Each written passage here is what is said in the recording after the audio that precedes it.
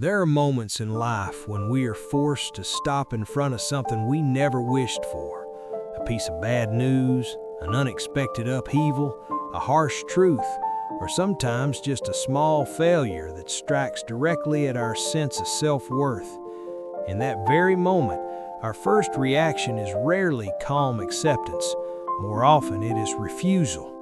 We do not believe it. We do not want to believe it.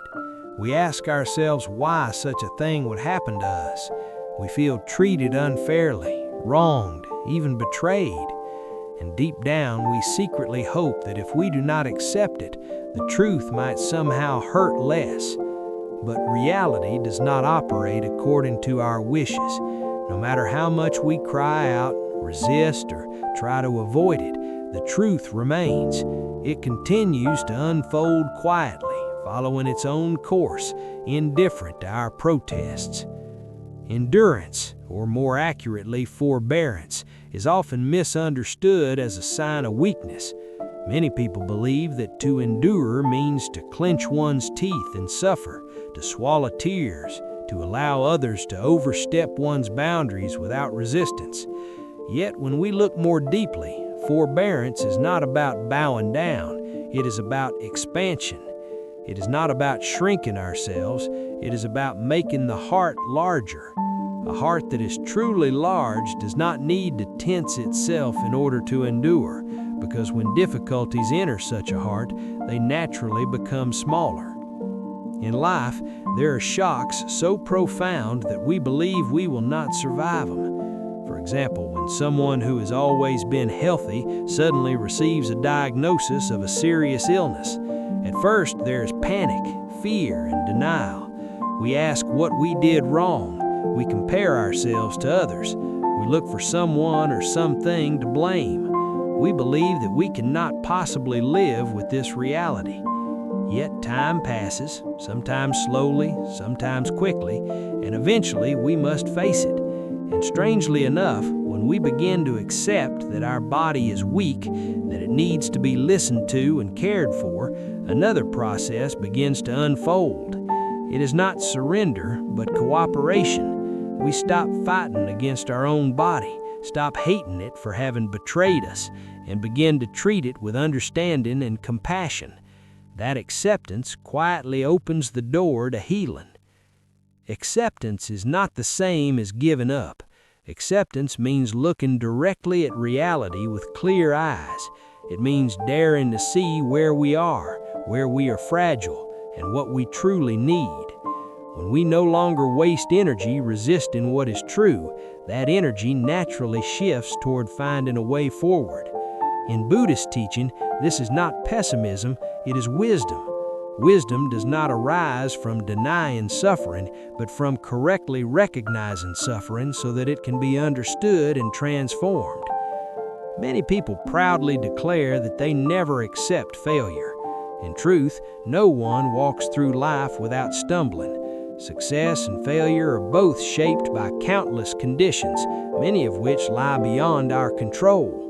We may try our best, exert ourselves fully, yet the final outcome still depends on circumstances, timing, and many other factors. When we fail to see this, we easily trap ourselves in rigid expectations. We must succeed. We must be competent. We must be perfect. And when we fall short, we turn against ourselves, sometimes even punishing ourselves with self-hatred. There are mistakes for which others have already forgiven us, yet we cannot forgive ourselves. We cannot believe that someone as capable and aware as we imagine ourselves to be could commit such an error. We feel ashamed and disappointed, as though our inner image of who we are has collapsed. But this refusal to accept ourselves is often the heaviest burden of all. When we demand perfection from ourselves, we forget that being human is meaning a work in progress, not a finished product. Accepting our shortcomings does not make us smaller, it makes us honest. And from that honesty, true growth becomes possible.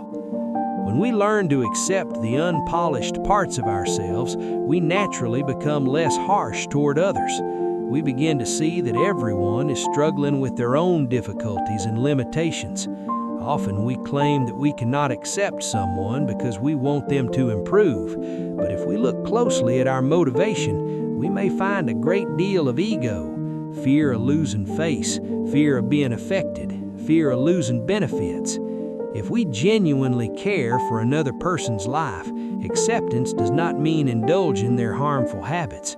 On the contrary, it gives them a sense of worth and strength to rise above themselves, because they feel that they are still valued, that love can exist beyond strict fairness and judgment. The truth is, whether we accept or not, reality continues to unfold as it will.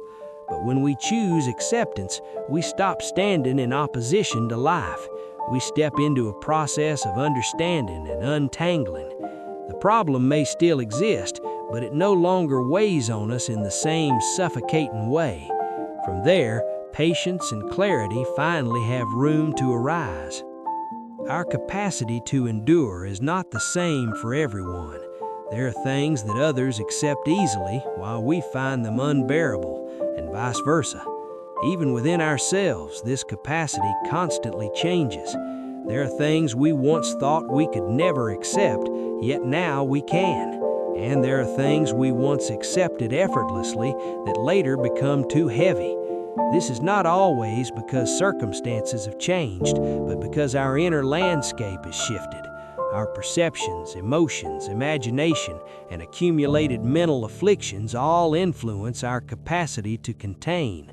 Therefore, we should not place too much trust in whether we feel we can handle something at any given moment. Everything is impermanent. In the Buddhist scriptures, the Buddha offered a simple yet profound image to describe this capacity for containment. If a handful of salt is placed into a small bowl of water, the water becomes unbearably salty. But if that same handful of salt is poured into a great river, it becomes insignificant. The river is not drinkable because it lacks salt, but because its vastness renders the salt meaningless. Likewise, everyone carries suffering, mistakes, and difficulties. The question is not whether they exist, but whether our heart is large enough to hold them. Forbearance, when understood correctly, is not repression or passive submission. To endure means to agree to face what is present. To contain means to have the capacity to hold it. Acceptance without capacity is merely strained effort. When the heart is sufficiently wide, acceptance becomes effortless. A person with great inner capacity does not need to exclude others because they do not feel threatened by another's weaknesses. What is truly miraculous is that the heart's capacity has no fixed limit. It can expand endlessly through practice and awareness. As we loosen our attachment to a small, rigid sense of self, we begin to see others not as burdens to endure, but as expressions of the same life we share. At that point, acceptance is no longer something we do, it is simply how we are. A heart that is truly vast is no longer frightened by impermanence.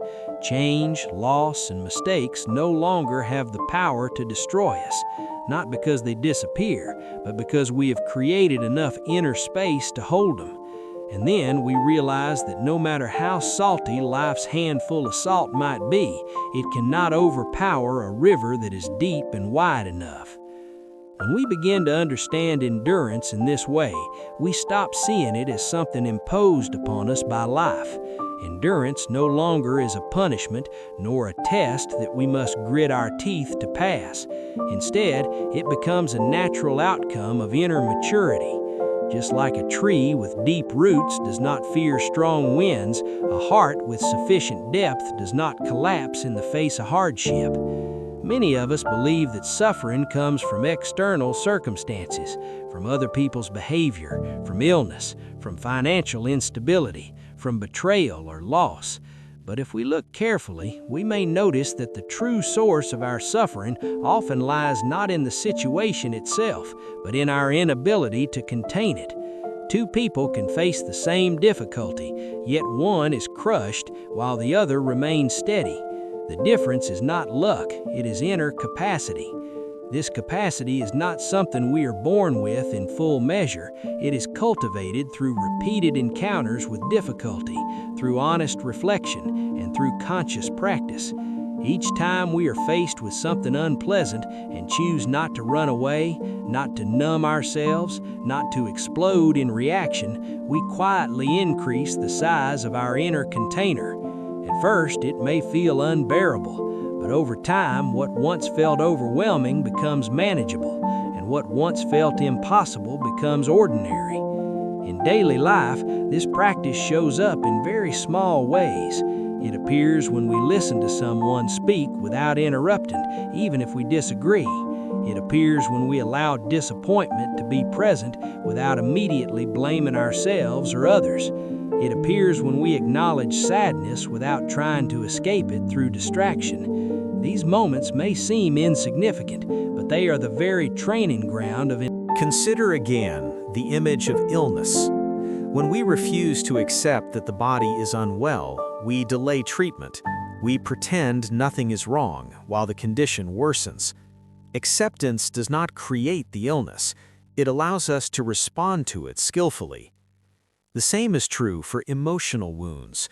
When we refuse to acknowledge our pain, it does not disappear. It sinks deeper, shaping our behavior unconsciously. When we accept it, we bring it into the light of awareness, where healing becomes possible. Endurance is closely tied to self-compassion. A person who lacks compassion for themselves will find it very difficult to endure life's challenges. They interpret every mistake as proof of worthlessness. Every setback is a personal failure. Their heart becomes a narrow vessel, easily overflowed by the smallest difficulty. On the other hand, when we treat ourselves with kindness, we give ourselves permission to be imperfect, to learn, to rest, and to begin again. This kindness creates space, and space is what allows endurance to grow. In relationships, the lack of endurance often leads to rejection and abandonment. When someone close to us changes, disappoints us, or reveals their weaknesses, our first impulse may be to push them away. We tell ourselves that we deserve better, that we cannot tolerate such behavior. Sometimes this decision is necessary for our safety and well-being, but many times it is simply an expression of limited capacity. We are not rejecting the other person, we are protecting ourselves from our own discomfort. A heart that is truly large does not demand that others be perfect before it can love.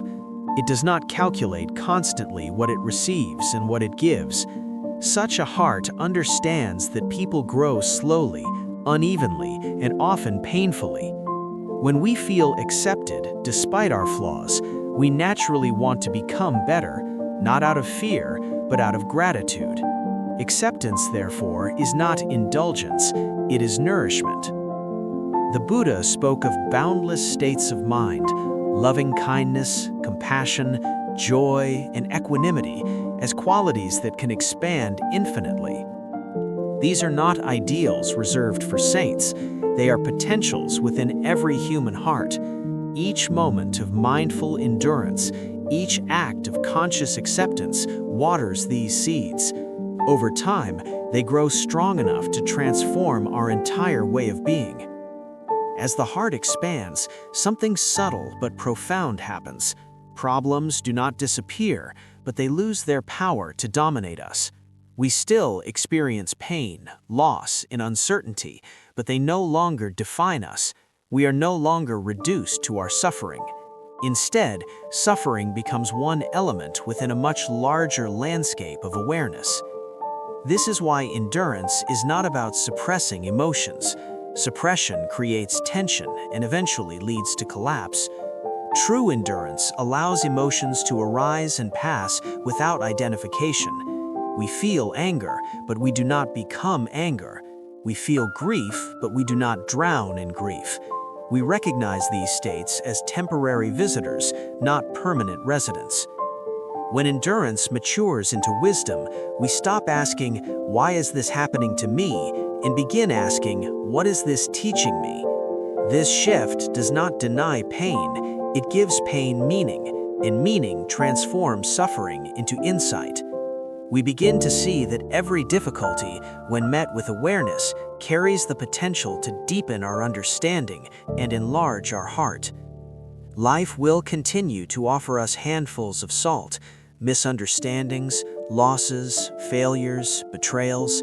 We cannot control how many handfuls we receive, but we can choose to become a river rather than a bowl. Each time we choose awareness over reaction, compassion over judgment, acceptance over resistance, we widen our banks just a little more. And slowly, almost imperceptibly, we discover that what once felt unbearable now dissolves naturally within the vastness of our own being. As we come to the end of this contemplation, we may begin to sense that endurance is not something we acquire from the outside. It is not a skill we add on top of ourselves, nor a moral achievement to be proud of. Endurance emerges naturally when understanding deepens. When we see clearly, the heart relaxes, and when the heart relaxes, it widens. Most of our suffering does not come from what happens, but our insistence that life should be different from what it is.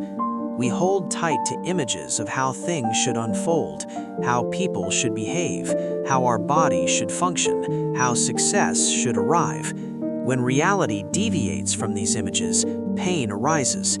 Yet the pain is not only caused by the deviation itself, but by the rigidity of our expectations. A flexible heart bends, a rigid heart breaks. In Buddhist understanding, suffering is not an enemy to be defeated. It is a messenger. It points us towards areas where there is misunderstanding, attachment, or fear. When we turn away from suffering, we miss its message.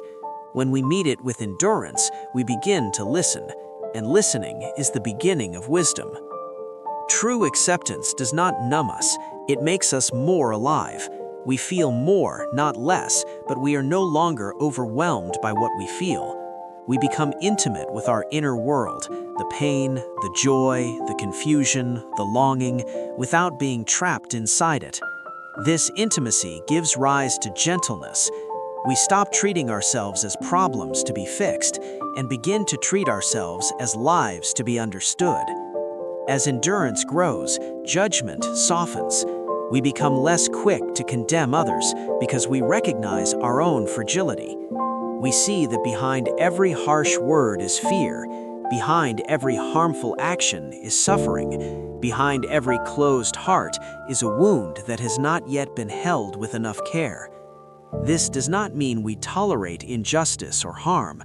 It means we respond from clarity rather than hatred. A heart that has learned to endure no longer needs to prove its strength. It does not seek control, dominance, or validation. Its strength lies in its openness. Like the earth that receives everything without complaint, fallen leaves, rain, waste, and seeds alike, such a heart transforms whatever enters it. What is painful becomes compost. What is nourishing becomes growth.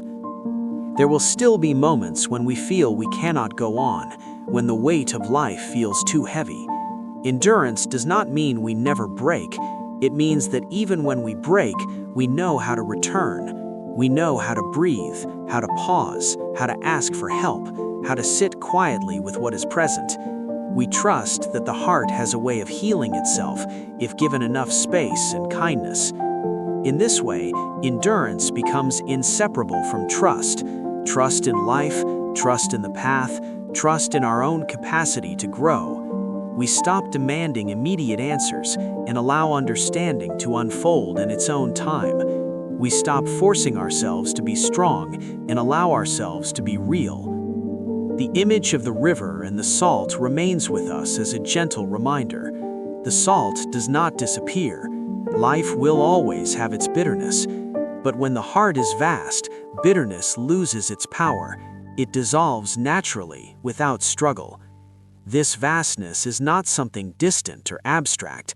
It is cultivated in everyday moments, when we choose to stay instead of run, to listen instead of react, to breathe instead of collapse. Each moment of mindful endurance widens the river just a little more. And one day, we may realize that what once threatened to destroy us has quietly become the very ground of our compassion. Our wounds, held with patience, have opened us rather than closed us. Our failures, accepted with honesty, have humbled us rather than hardened us. Our suffering, embraced with awareness, has taught us how to love without conditions. Endurance, then, is not the art of surviving life, it is the art of fully inhabiting it.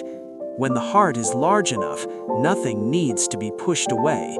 Life can come as it is, imperfect, unpredictable, and profoundly human.